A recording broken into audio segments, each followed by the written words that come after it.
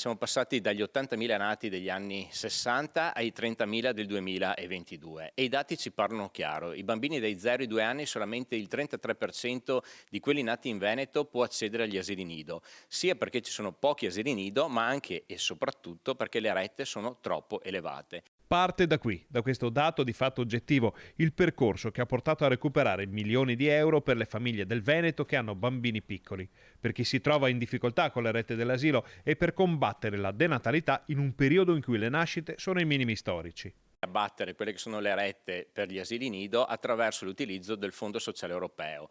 È un fondo che fino a qualche anno fa, con la vecchia programmazione, veniva utilizzato prevalentemente per la formazione professionale.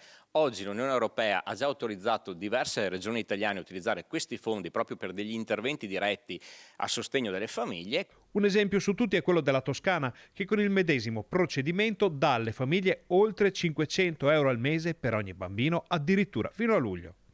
Il provvedimento, basato quindi su evidenti necessità e incardinato su solide basi di finanziamento, è stato approvato all'unanimità dal Consiglio, ma non sono mancate tensioni durante la discussione in aula. C'è stato un dibattito acceso durante le fasi di approvazione di questo emendamento perché mi era stata contestata la non condivisione di questo provvedimento. Ovviamente la mia non è stata la volontà di non condividerlo.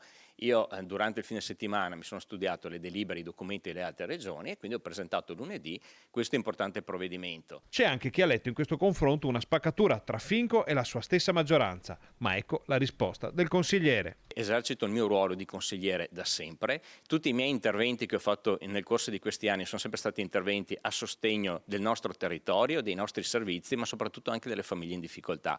Penso di aver sempre lavorato bene, tanto è vero che i cittadini mi hanno sempre riconfermato perché il mio dovere l'ho fatto. Se poi a qualcuno non va bene mi dispiace, però alla fine, ripeto, quello che conta sono i fatti.